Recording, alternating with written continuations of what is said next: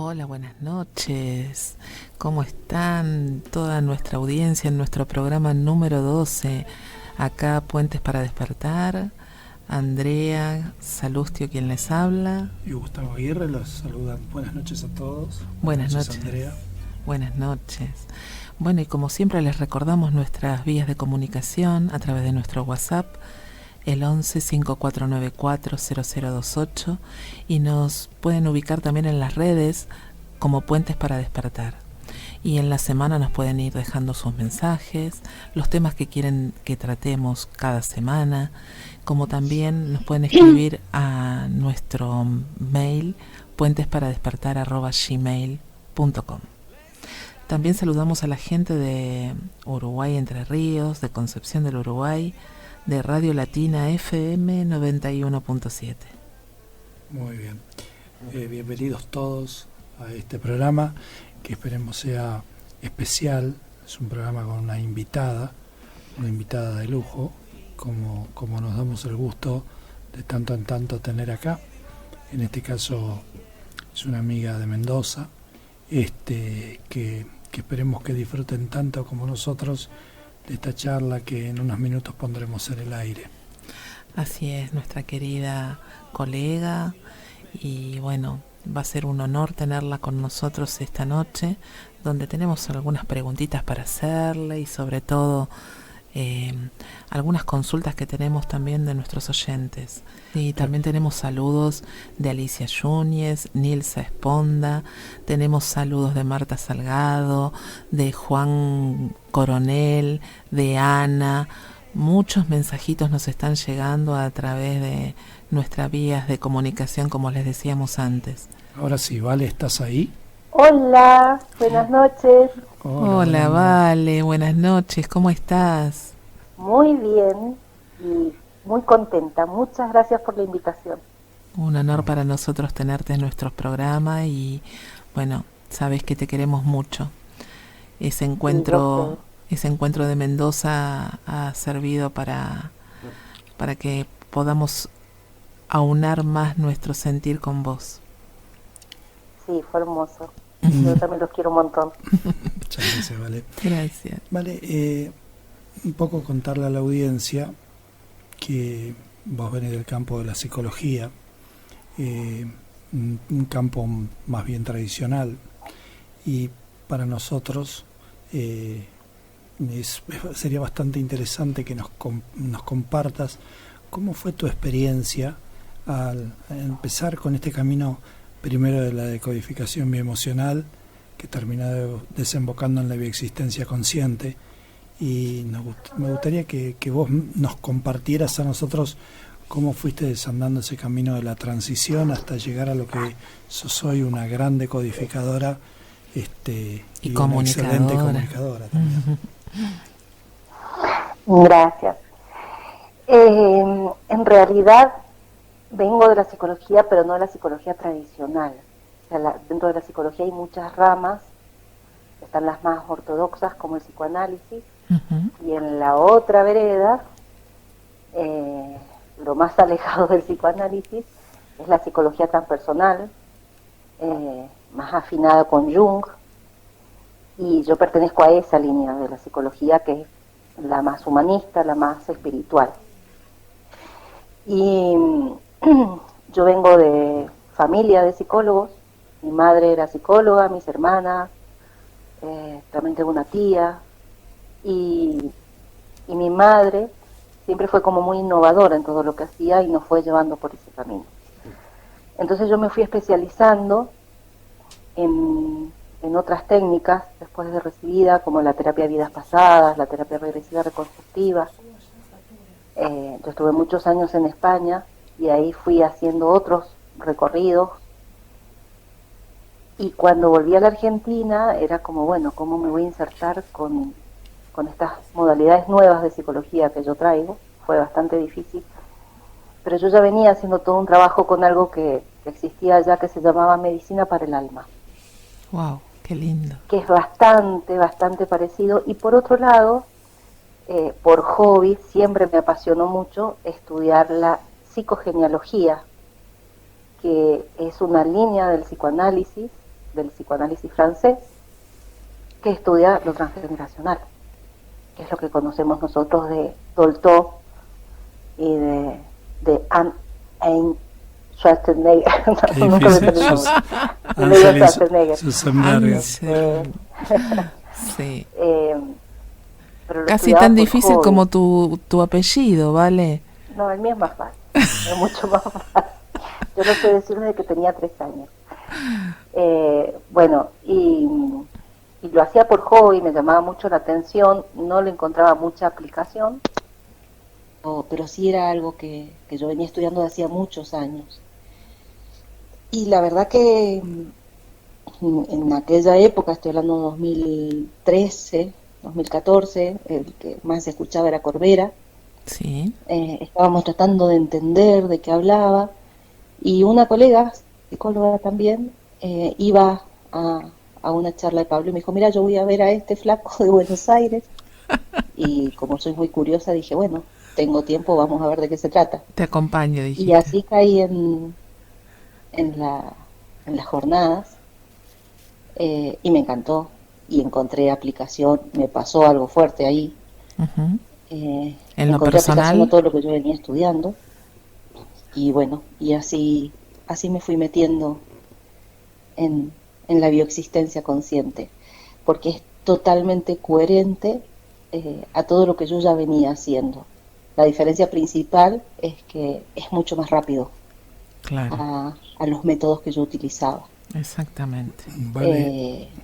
El encuadre se cambia un poco, pero tampoco tanto, porque yo ya venía haciendo sesiones más largas por la terapia de vidas pasadas. En la terapia de vidas pasadas trabajaba también con ancestros, entonces era para mí estar como pez en el agua, ¿no? Estaba en mi lugar, así que no me fue difícil integrarlo.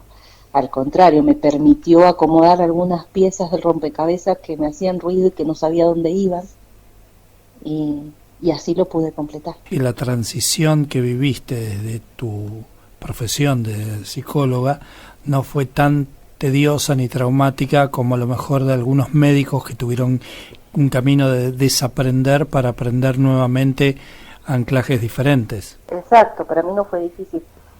De repente los cuestionamientos por ahí fueron más difíciles desde lo formal, ¿no? De tener una estructura formal a una más informal. Pero no, realmente no fue traumático, ni mucho menos. Casi te diría que no sé en qué momento se transformó. Y incluso hoy día que me pasa que por ahí me llaman y me dicen, yo quiero terapia convencional, y no sé cómo se hace. Ya desaprendí para aprender nuevas formas, entonces en esa parte sí por ahí todavía hago agua, en el sentido de, bueno, si bien sigue siendo la palabra lo más sutil y todo, pero no me siento ahora tan cómoda en una sesión de terapia convencional como en una sesión de decodificación. Bien, vale, ¿y cómo pudiste aunar este nuevo camino con respecto a la familia? ¿Qué recepción tuviste en cuanto a tu entorno más cercano? Vuelvo a insistir en que mi familia ha sido bastante innovadora. Mi mamá trajo la terapia de vidas pasadas a Mendoza. Sí. Mis hermanos trajeron la biodanza a Mendoza, que hoy ya hay escuelas de biodanza en Mendoza, y fue toda una movida que hizo una de mis hermanas sobre todo. Y entonces, bueno, como que yo apareciera con la decodificación no fue raro, ¿sí? Yo tuve que hacer todo el camino en Buenos Aires. En realidad hice las jornadas y una apertura en Mendoza. Perdón, que estoy media resfriada. No, está bien. Pero todo el resto lo hice en Buenos Aires, todos los seminarios, bueno, las otras aperturas, los congresos, y al principio mi marido me apoyaba, después era, bueno, otra vez, pero también empezaron a ver lo que me apasionaba y lo que podía generar y gestionar, y entonces fui muy apoyada. De hecho, mi hija menor, con 14 años, quería ser consultora Ay, mi vida. y poquito antes de cumplir los 15 hizo la jornada, habló con Pablo y Pablo le dio el ok y se transformó en la consultora más joven en ese momento. Hoy va a cumplir 18 años, Muy hace 3 bien. años. Se convirtió en la consultora más joven en decodificación y, y ella se dedica a decodificar adolescentes. Ay, qué Eh, linda. entonces te vuelvo a decir, fue como muy natural todo el proceso. No tuve apoyo y, y buena recepción, incluso con muchas amigas psicólogas. Hoy en Mendoza hay muchas decodificadoras que también son psicólogas, que se acercaron, que me escucharon. Y bueno, y a ustedes también les pasa, ¿no? Cada vez hay más médicos y psicólogos y Totalmente. fonodiólogos y sociólogos que se van acercando a, a escuchar esta mirada y, y que les cierra y que les gusta. Y bueno, y que es aplicable desde el momento cero, que uno entiende cuál es la lógica de la biología y esta forma más fácil de entender al inconsciente. Totalmente. Entonces, bueno, eso es un proceso muy fácil. Vale, y al principio, viste que nosotros vamos recibiendo consultantes que tienen que ver, obviamente, con lo que estamos creando. Y a nosotros nos pasó, bueno, yo siempre tengo una anécdota, que cuando estaba en la apertura, la primera, la de Deco de Bio, y Pablo hablaba de esas enfermedades de mala prensa, yo decía, pensaba mientras él lo decía, qué bueno sería, como tengo extracción marketinera, para hacerme más famoso para mí mismo, y ser reconocido por mí mismo, tener una enfermedad, empezar con una enfermedad de estas de mala prensa, de la mala palabra, y el primer caso que tuvimos fue esquizofrenia con adicciones, a través de un tercero. Entonces, Wow. vos lo creás y vos lo tenés. Cuando empezaste vos en este camino y con tanto psicólogo en la familia, que me imagino que con el tiempo habrá sido a ver qué estaban reparando, bueno, ¿con qué consultas empezaste? ¿Te llegaron muchas consultas emocionales o tuviste que abrir tu experiencia al campo biológico rápidamente? Comencé a aplicarlo a los pacientes que ya tenía y a empezar a pensarlo desde esta mirada, ¿no? Con los que ya estaba trabajando. Y era como bastante light. Eran casi todas cuestiones emocionales, sobre todo de vínculos, de malas relaciones con los padres, con los hijos o con las parejas. Pero el primer caso fuerte que me llegaron como 3 al mismo tiempo, que fueron así como muy fuertes. Fue de una mujer que tenía púrpura, le querían sacar el vaso. Yo la vi un lunes y la operación para sacarle el vaso era el día jueves. Yo tuve una sesión con ella y habían ido no me acuerdo si era una o 2 hijas que habían ido a acompañarla. Les pedí que pasaran y les pregunté si había posibilidades de postergar la operación, que me dieran tiempo a mí para trabajar y hacer funcionar ese vaso. Hablaron con la médica y la médica me dio una semana más. Yo la vi un lunes, un miércoles, el viernes y al miércoles siguiente el vaso estaba funcionando. Y Qué eso para maravilla. mí fue impresionante. De hecho, su hija hoy es consultora y una de las mejores acá en Mendoza, precioso como trabaja. Y bueno, y ese vaso sigue funcionando muy bien. Qué Y maravilla. otro caso, los otros 2 casos que están publicados en los libros, uno fue de un hombre que venía con miastenia gravis, que lo traían 2 hijos porque no podía caminar, no podía casi abrir los ojos, me costaba mucho entenderle cuando hablaba porque toda su musculatura estaba muy debilitada, había estado muchos meses internado. Sé que ese señor vino por ese otro caso, pero no me acuerdo la relación, ahora la conexión. Y en 2 sesiones, solo fueron 2 sesiones, y fue otra persona, al mes estaba corriendo 5 kilómetros. Mira vos. Eh, y también fue maravilloso y eso que uno mismo no dice, wow, me estás jodiendo, no Me puede estás ser. jodiendo. ¿Cómo ayudé yo en esto? ¿Cómo fue que pasó? Qué Eh, lindo. y después el otro caso que una mamá que tenía una nena con un CI muy bajito y era una nena que no hacía nada, no se comunicaba casi, no era autista, pero se comunicaba muy poquito y no sabía hacer absolutamente nada, tenía 14 años eh, y trabajé todo con la mamá, ¿no? La mamá como creadora de esta hija.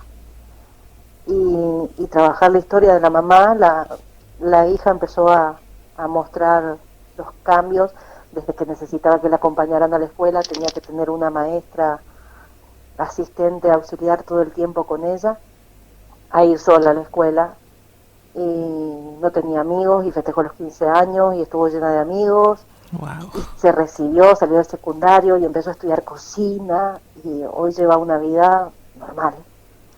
Esos fueron los 3 casos iniciales, después han seguido muchísimos, ¿no? Y sí, ¿Cuál más apasionante que cuál? claro. Nada más y nada Pero esos menos. fueron de los primeros casos impactantes. Es impresionantemente revelador como cuando trabajamos con los padres, en el caso de chicos con espectro autista, la mejoría aparece rápidamente y como todo el entorno de ese niño o de esa niña, como que no lo pueden creer, como que es mágico para ellos y para nosotros es absolutamente lógico. Sí, a mí me ha pasado, como soy psicóloga y yo creo mi universo, me pasa mucho esto de ver cómo muchas veces los síntomas, incluso el autismo, es funcional a la familia. Entonces, por un lado quieren sanar, pero por otro lado no quieren que les saque, no quieren perder lo que la enfermedad les da, no quieren que les saque ese beneficio y entonces ahí aparece mucha resistencia, ¿no? A mí me pasa porque es mi universo y porque, bueno, es con lo que me gusta trabajar, con las resistencias. Y se da particularmente en el autismo, o sea, cuando es los casos que a mí me ha tocado ver, muchas veces cuando han tenido que armar todo un sistema familiar en función del autismo, la familia se vuelve toda autista, ¿no? Y muchas veces dejan de salir porque es un trastorno, porque no lo pueden llevar, porque no pueden compartir, y se van como aislando y van entrando a un modo de dialecto, de diálogo muy particular que no es comprendido con el resto. Entonces la familia se vuelve autista. Y de repente empezar a ver que hay que salir al mundo y que hay que salir del propio autismo para que ese hijo pueda salir, es por ahí como bastante resistente.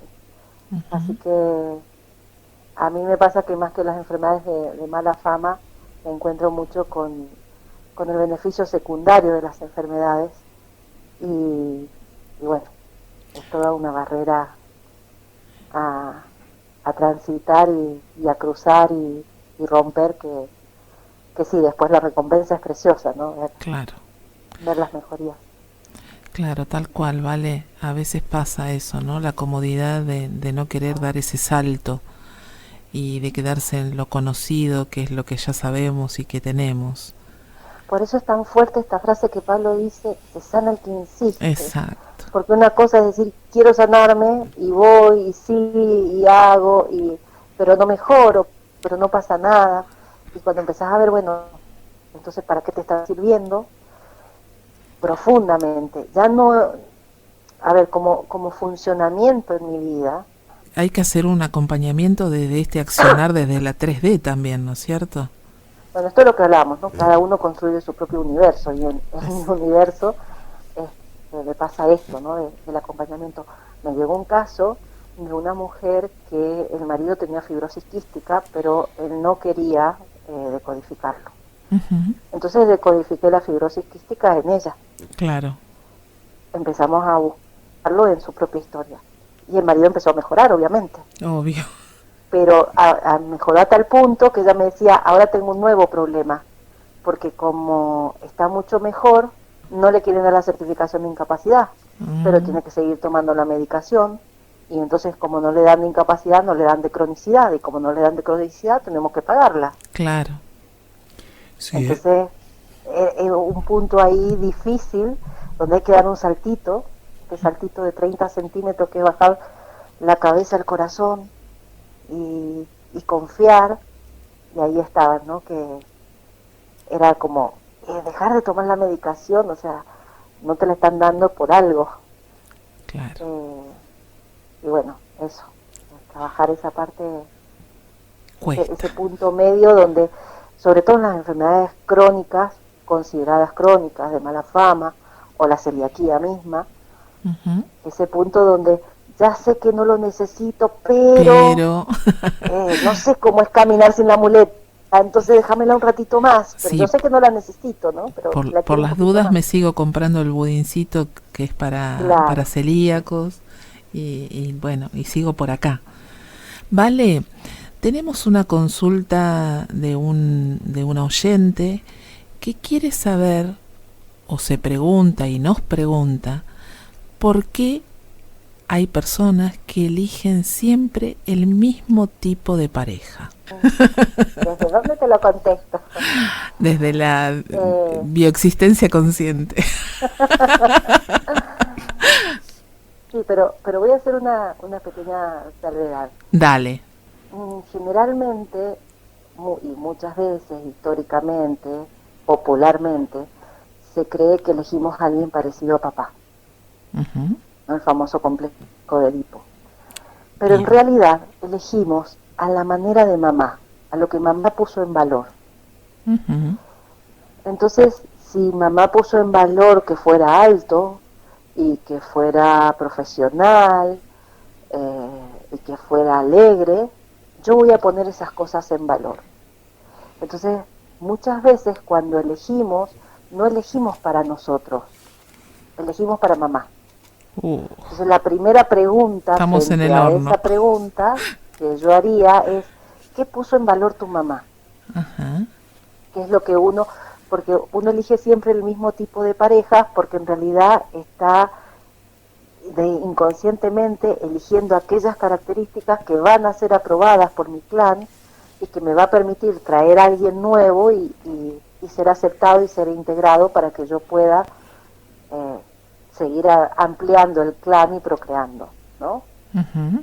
Entonces lo voy a elegir en función de las maneras que ha ido eligiendo mi clan, y sobre todo porque como la que nos influye emocionalmente es mamá y la abuela nos influye biológicamente, Uh-huh. vamos a elegir a la manera de mamá. Entonces está bueno preguntarse, primero que nada es eso, ¿qué cosas puso mamá en valor cuando eligió a papá? Bien. Y a partir de ahí puedo empezar a ver qué estoy poniendo yo en valor. Y después, bueno, hay que ver el árbol, ¿no?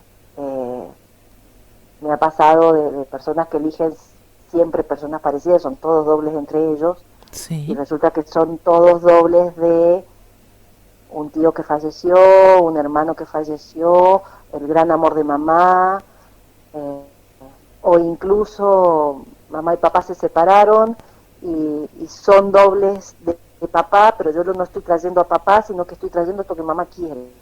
Entonces, Uh-huh. bueno, hay todo un trabajo interno en la elección de pareja que tiene que ver con dejar de ser niño y elegir para otro, y asumirse adulto y creador y elegir para uno. Y eso, esa rebeldía de dejar de elegir para el clan, también es toda una decisión. por otro lado, también elegimos esa pareja que nos garantiza una larga vida y una descendencia, más allá de que esa pareja que elijamos sea una pareja intoxicada o no. Exacto, porque vamos a elegir dentro del mismo patrón de lo que ya sabemos que dio por resultado vida en el clan. Por eso digo, vamos a elegir para el clan, lo que al clan le sirva, no importa si a nosotros nos hace bien o nos hace mal, no importa si está intoxicada o no importa todos los problemas que vaya a tener, está aceptada para el clan. ¿Y qué pasa en el caso? Porque vos acá hablaste de lo que mamá tenía como ideal de pareja, de hombre y demás. ¿Y si es No, un hombre el no que lo no? que tenía, no. Ah, Yo no dije lo que tenía como ideal, yo dije lo que puso en valor, lo que puso en valor. que no es lo mismo. Ujú. La Lo que, idealización tiene que ver justamente con algo que no puedo tener, porque es ideal. Sí, ¿Sí? Es una perfección, nada es perfecto, todo es perfectible. quisiste decir con poner en valor que lo que mamá valorizaba de papá. No, no de papá. Lo que mamá, a ver, mamá en algún momento eligió y dijo, bueno, yo quiero, no sé, un hombre que sea divertido, ¿sí? Porque a mí me gusta ir a bailar y me gusta salir con mis amigas y a mí me gusta, no me importa si trabaja, si no trabaja, si como en su familia, si es alto, si es bajo, si es gordo. A mí me gusta que sea divertido. ajá, Y yo voy a poner en valor que el otro me divierta, por más que me divierta a lo mejor cuando está borracho, o me divierte pero me hace sentir en ridículo, o no importa lo que me pase a mí, yo voy a estar poniendo en valor, pero si mamá eligió a alguien, puso en valor que fuera divertido, eso no es algo ideal, ¿sí? sí, Ideal sería el príncipe azul. claro, Poner en valor es aquella cualidad que yo destaco del otro y que es la que me atrae. De Y manera cuando dice me gusta porque es buenísimo, porque es simpático, porque es divertido, porque es retrabajador, porque, no sé, es súper responsable. Todo eso que decimos me gusta porque son las cosas que uno pone en valor. ajá, Está Y bien. que se muy hace bien. accesible al otro. Por eso puedo ir a enganchar personas con esas características. Cuando es demasiado ideal no puedo. ¿Y qué pasa cuando el que viene a consulta por este síntoma es un hombre? Lo mismo. Lo que mamá puso en valor va Exacto. tanto para la pareja de una mujer como para la pareja de un varón. Sí, solo que el varón va a poner en valor lo que mamá puso en valor, pero más reconociendo a mamá. ¿Cómo sería eso, Ah, Vale? si a mí me, ahí voy con un ejemplo. Si a mí me gusta cocinar, por ejemplo, ¿sí? Sí, Entonces yo voy a poner en valor que al otro disfrute con lo que yo cocino, que le guste comer, porque si no, ¿para quién voy a cocinar? ¿Sí? exacto. Entonces, yo como hombre voy a poner en valor que a la otra disfrute, que la pareja que elija disfrute con la comida, pero que además sepa cocinar. ¿Se entiende? Bien, se entiende. Sí, Yo le voy a entiendo. cocinar, pero va a ser más valorada si además de gustarle la comida, también le gusta cocinar. Muy Bien. Ahí el interesante. hombre va a juntar las dos cosas. Perfecto. Podríamos decir que va a poner en valor lo que puso mamá en valor, pero también va a tomar lo que papá puso en valor. Pero va a tomar primero lo que mamá puso en valor. Ujú. Sí, sí, porque estamos influidos emocionalmente inicialmente por mamá. Exacto.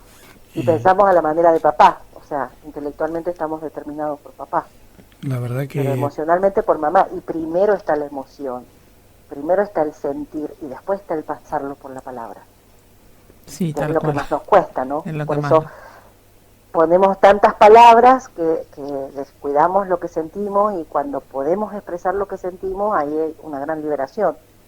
Pero primero está la emoción que la pasamos por la palabra y nos quedamos ahí entrampados. ¿Se entiende?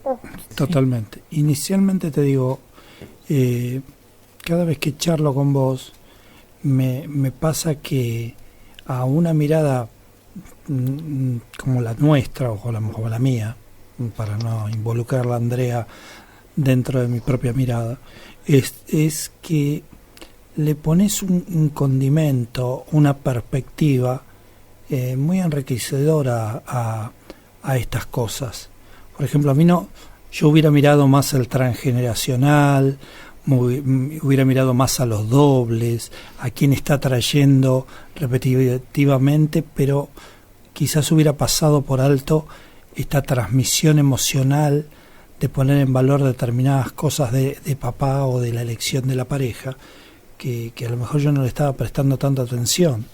Lo mismo que cuando hablas de enfermedades, del beneficio secundario de las enfermedades. Es una visión que yo te la escuché a vos por primera vez y me pareció absolutamente enriquecedora, porque si bien la enfermedad nos viene a traer un mensaje muy claro desde su biología, también nos coloca en una realidad que, por ejemplo, nos hace ser reconocidos.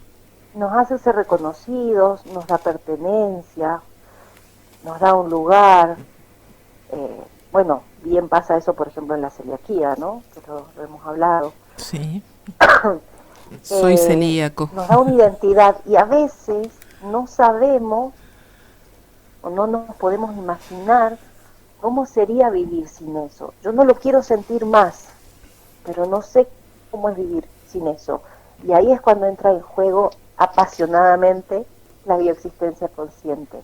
Uh-huh. Cuando me asumo ese ser creador, que no necesito esto, y que si yo me asumo como existencia, ni siquiera me cuestiono cómo va a ser vivir sin eso.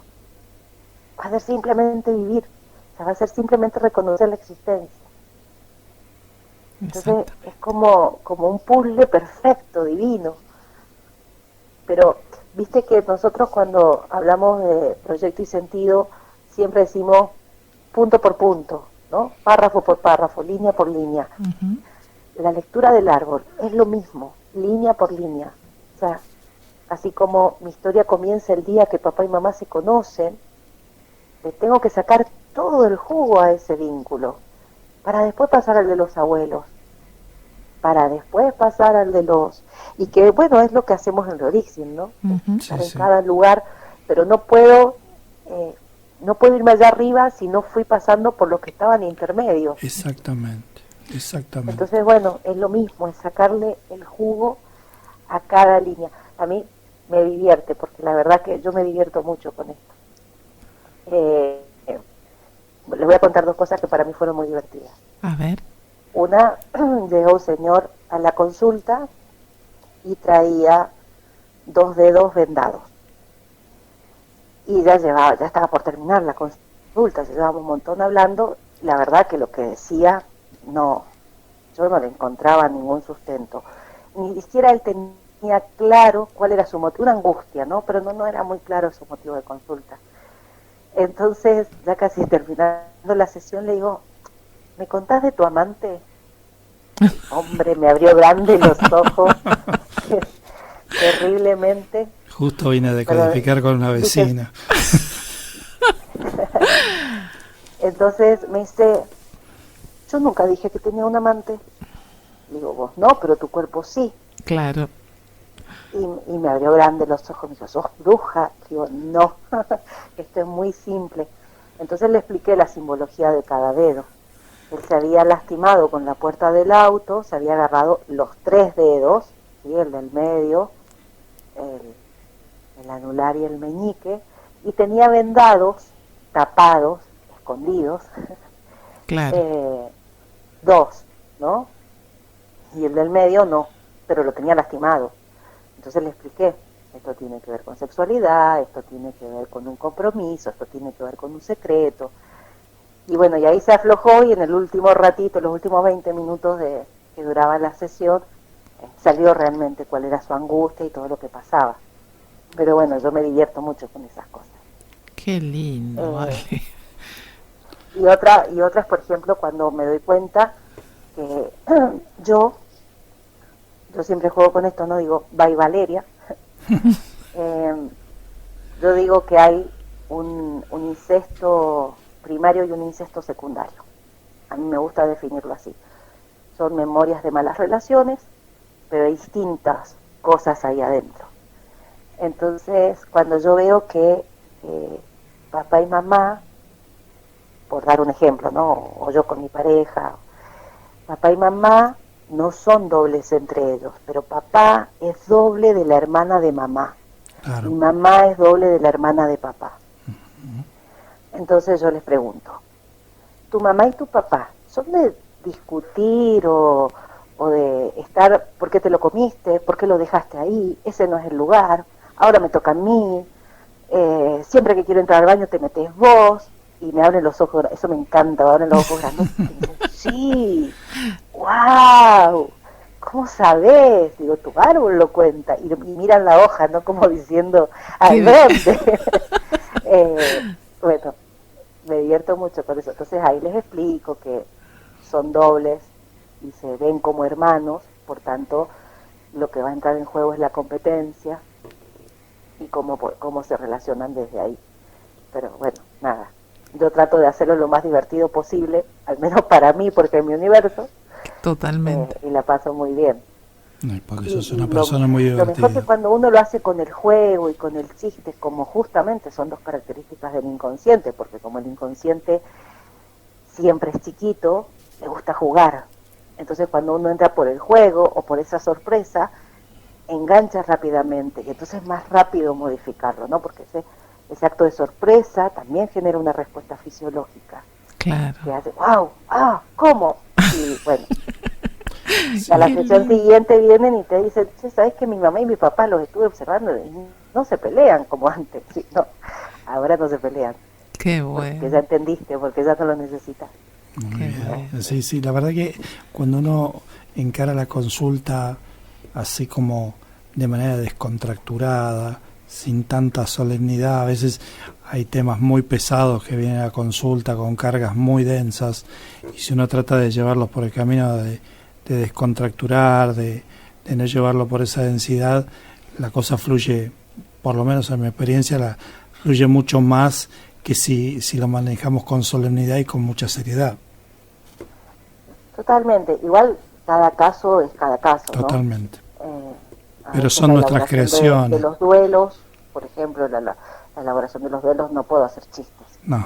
Claro, totalmente. Obviamente, cuando ves que la persona sufre mucho con algo, obviamente que no es para jugar, porque entiendo que es el sufrimiento y me trato de meter ahí.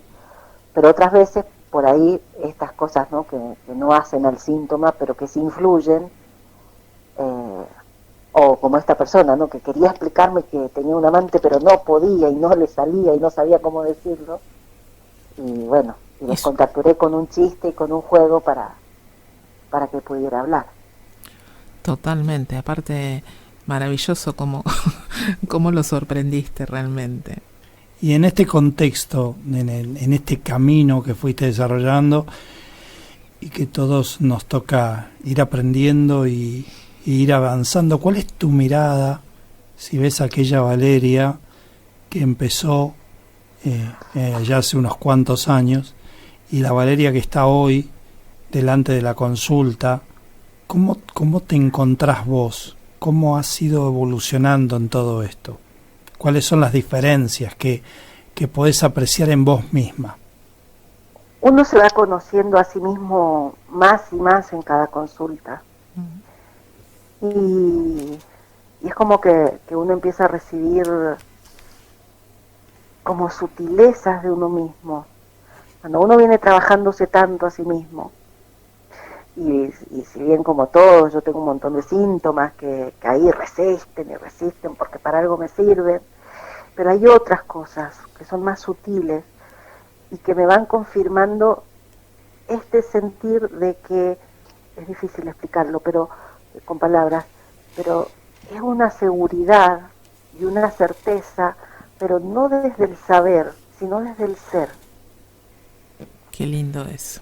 Antes era como, ay, sabré de esto, estará bien lo que le dije, y ahora es conectarte con el otro y en la mirada del otro, en la descarga del otro, en el abrazo del otro, sentir, es así, no tiene palabras, la certeza no tiene palabras, o sea, no hay dudas, ¿no? ¿Cómo me estoy sanando, no? Es eso. ¿Cómo? Es eso, es sentir cómo me estoy sanando. Cómo me estoy sanando, pero sobre todo es la certeza de conectarse con el propio ser y que desde ahí te conectas con el otro, porque como el otro sos vos mismo. Exacto. Y es el mismo ser, es como mirarse sin las capas de cebolla. Tal cual. Es muy difícil explicar la profundidad, ¿vale? Con palabras de la 3D.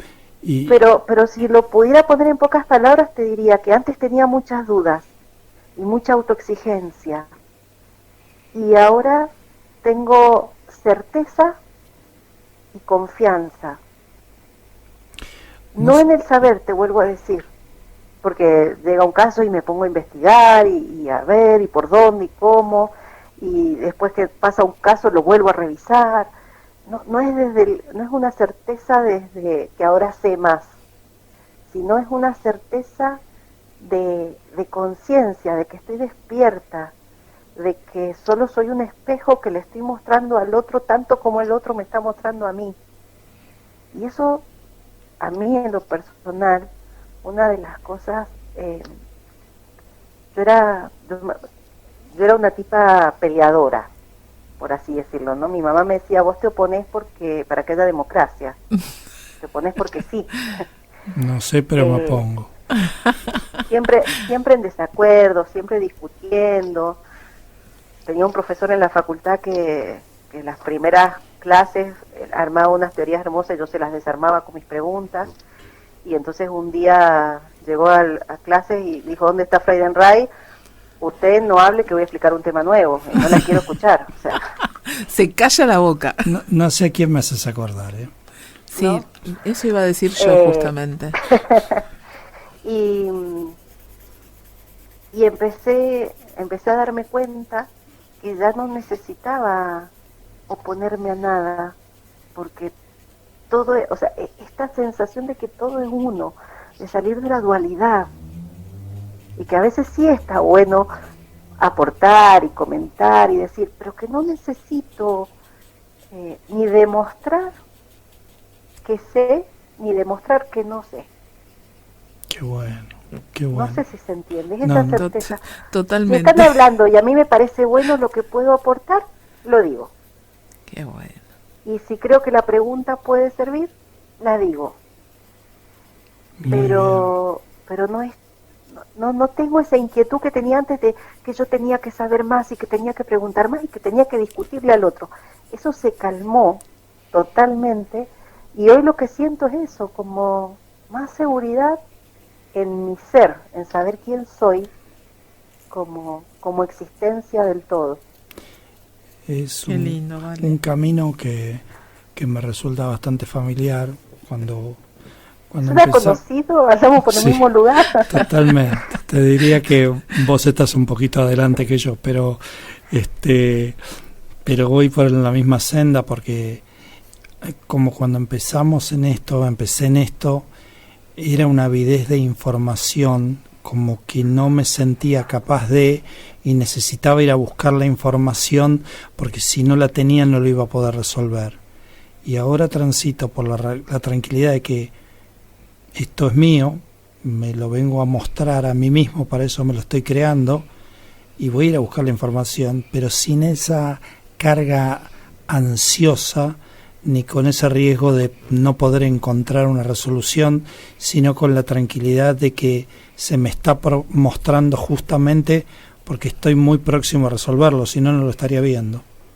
Exacto, y yo creo que todos los que transitamos Humano Puente, el paso, no sé si lo hemos puesto en palabras alguna vez, pero el paso más fuerte es de que desde la 3D vivimos toda la vida creyendo que el otro era más importante, sí, que el otro era necesario y que el otro tenía la razón y que el otro sabía más y que el otro podía y que el otro y que el otro y que el otro.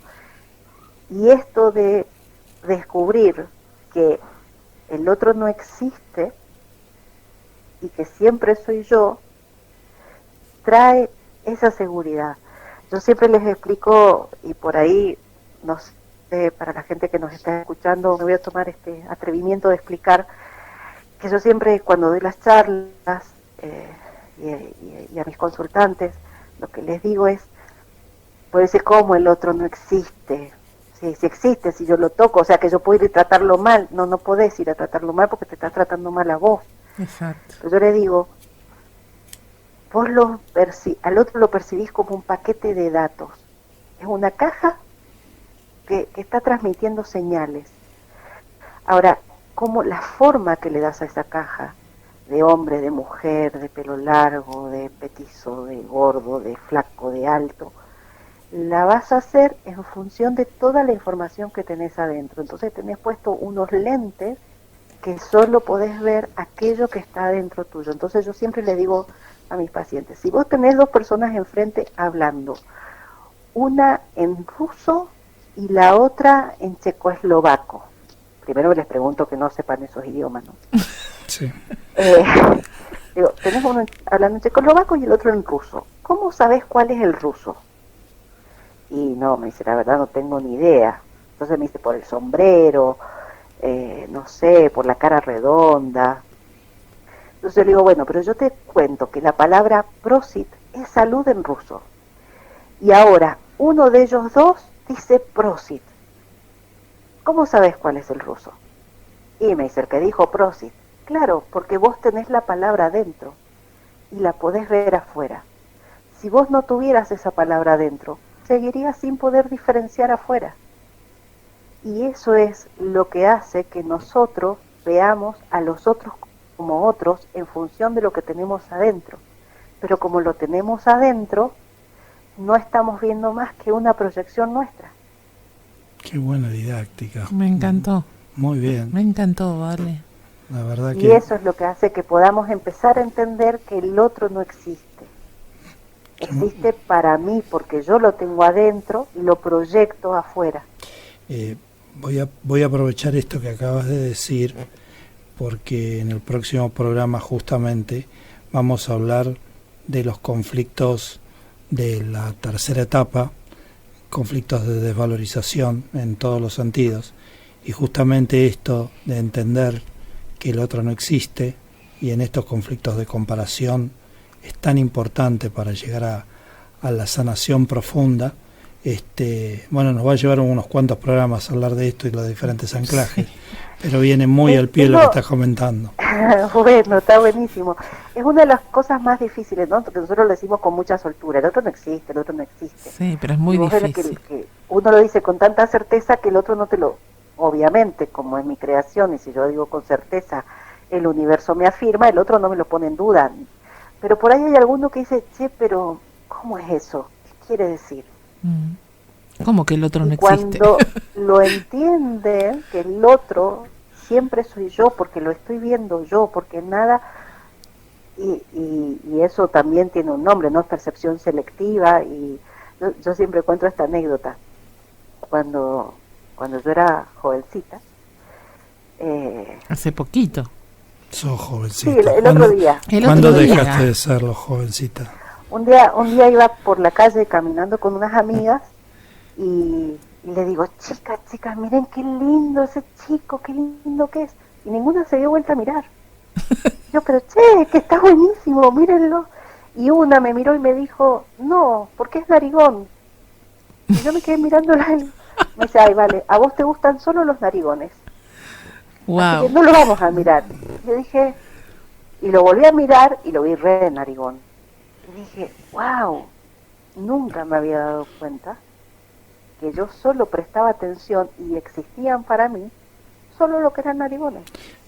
Yo te voy a hacer una pregunta, pero justamente no es para que me lo contestes, ¿eh? Una pregunta para que no te contestes. Para que no me contestes, ¿eh? Es una pregunta para mí. ¿Estabas mirando solamente la nariz? Sí. Sí, en esa edad sí. La nariz y después miraba los ojos. Muy bien. Pero muy bueno, bien. ahí entendí que en mi ancestro, ahí no, en ese momento no, tiempo después lo pude resignificar, que en mi ancestralidad, como vengo de familia judía, donde una de las características del judío es la nariz. Claro. Es algo que yo pongo en valor. Totalmente. Aunque no sea consciente de eso. Qué lindo, qué lindo, vale. Me encantó. Y eso lo hacemos todos. Entonces todo solo tiempo vemos aquello que tenemos adentro. Exactamente. Por más que yo crea que no lo tengo adentro. Nuestro reflejo. Sí lo tengo adentro. Lo que nos molesta o lo que tenemos adentro es nuestro espejo, lo que se nos viene a mostrar. Vale. Totalmente, lo bueno y lo malo, porque todo el tiempo es luz y sombra. Es un juego, es un movimiento constante. No es la dualidad, es la unicidad que se está moviendo. Entonces a veces ves la sombra, a veces ves la luz, a veces ves la sombra. Te quedas más tiempo en uno, más tiempo en el otro, pero siempre es un movimiento constante que se está manifestando afuera. Y porque Hoy las me dos pasó cosas. con una paciente que fue diagnosticada con Hashimoto y me cuenta que después de que le diagnostican Hashimoto se da cuenta que en su casa todo es con mariposas. Ah, mira. Y traía un libro y me muestra y me dice, mira, mi señalador es con una mariposa. Entonces, ella que ya viene haciendo todo un trabajo y ha venido a la charla y me dice, ahora me doy cuenta, porque la tiroides tiene forma de mariposa, De el Hashimoto es mariposa. la enfermedad, es una enfermedad autoinmune, síndrome autoinmune de tiroiditis, de Hashimoto.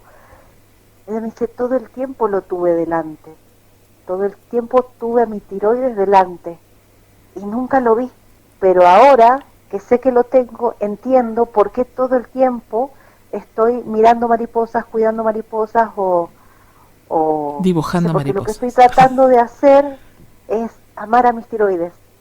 Y me pareció muy bonito. Ella solita, ¿no? Fue su propio análisis. Está muy bien. Vale, ya nos tenemos que ir, pero... ¿Ya sí, pasó rapidísimo. No me di cuenta. Ya se fue la hora. Pero te quería preguntar cómo venís con tus actividades en Mendoza. Sé que va a andar Marcelo Tonelli dando un seminario por allá en diciembre, pero más que nada tus charlas, tus dudas de consulta. ¿Tenés programado algo para hacer? El 23 de noviembre, antes de irme para Bariloche, doy una charla introductoria. Y si bien todavía no está puesta la fecha para diciembre para una profundización, sí quiero hacerlo después de Bariloche para ir con todas las novedades. Ah, está buenísimo eso. Di hace poquito una charla en octubre, el 12 de octubre, y ahora doy otra el 23 de noviembre. Y bueno, he dejado, porque la gente de Mendoza está como muy movilizada, ¿no? Están haciendo muchos y seminarios y cosas. Entonces dije, bueno, ustedes trabajen. Claro. Y yo voy a hacer Bariloche, porque de Mendoza vamos 3 nada más, y a la vuelta hacemos profundización. Muy bien. Así que ha sido un año como muy activo, pero bueno, ya se está terminando, ¿no? Qué bueno. Bueno, Vale, Qué bueno, te queremos agradecer la generosidad de tu tiempo, de que lo hayas compartido con nosotros, de que te hayas prestado con tanta generosidad a esta didáctica, a mostrarnos un poco tu mirada, tus sentires. Siempre sos muy generosa y nosotros hemos disfrutado de eso. Bueno, muchísimas gracias y yo les agradezco este regalo de haber compartido y de haberme escuchado en ustedes y ustedes en mí, que me encanta. Agradecete a vos Saben misma que los quiero un montón y bueno, ustedes van a Bariloche, ¿no? Nos vamos a ver ahí. Sí, nos vemos allá. Agradecete a vos misma, que es tu creación. Un abrazo enorme. Un beso grande. Te queremos mucho, Vale, gracias. Yo a ustedes. Muchos besos. Chao. Buen fin de. Igualmente, gracias. Bueno, acá queríamos compartir con ustedes al final del programa las actividades que va a haber próximamente, las charlas que van a estar a partir del 2 de noviembre. Por ejemplo, Anabela Polenta va a estar con su charla introductoria en la ciudad de Córdoba. Y también el 9 del 11 en San Juan, Laurita Gentile con una charla introductoria. Ese mismo día va a haber charla introductoria en Rosario con Anabela Polenta. Y el 9 del 11 también los invitamos a nuestro espacio en Parque Leluar, que vamos a dar una charla introductoria ahí, así que todos los amigos de la zona están todos invitados. También ese mismo día va a haber una charla introductoria en Neuquén con Florencia Ceruti y en General en Madrid con Karina Siragusa. Les recordamos que todas estas charlas, y para más información y para inscribirse, lo pueden hacer en la página www.humanopuente.com.ar. Exactamente, así es que el 16 de noviembre en San Francisco, Córdoba, va a estar Jessica Velar y después seguiremos promocionando las charlas a partir de la segunda quincena de noviembre. Así es. Creo que tenemos algunos saluditos todavía como para... Sí, nos estaba escuchando Mónica desde Chile, nos manda muchos cariños, le encantó el programa. Olga Costa, Olguista Mascheroni, Trinidad Tecido, Marta Salgado, Nilsa, creo que ya la habíamos saludado. Sí, ya la habíamos saludado. Muy bien. Bueno, les agradecemos la escucha, les agradecemos a todos que estén ahí tan presentes como siempre, encantados con Valeria, y bueno, espero que les haya gustado el programa tanto como nos gustó a nosotros. Exactamente, y les recordamos nuestras vías de comunicación a través de WhatsApp o teléfono 54940028, y en las redes nos encuentran como Puentes para Despertar. Bueno, y nos estamos despidiendo, ya nos apremia el tiempo. Karina nos está mirando con cara de decir, basta chicos, ya terminamos. Gracias Cari por estar en los controles, y nos vemos la próxima semana. Así que, bueno, cariños a todos y que tengan una hermosa semana. Y a seguir sanando juntos.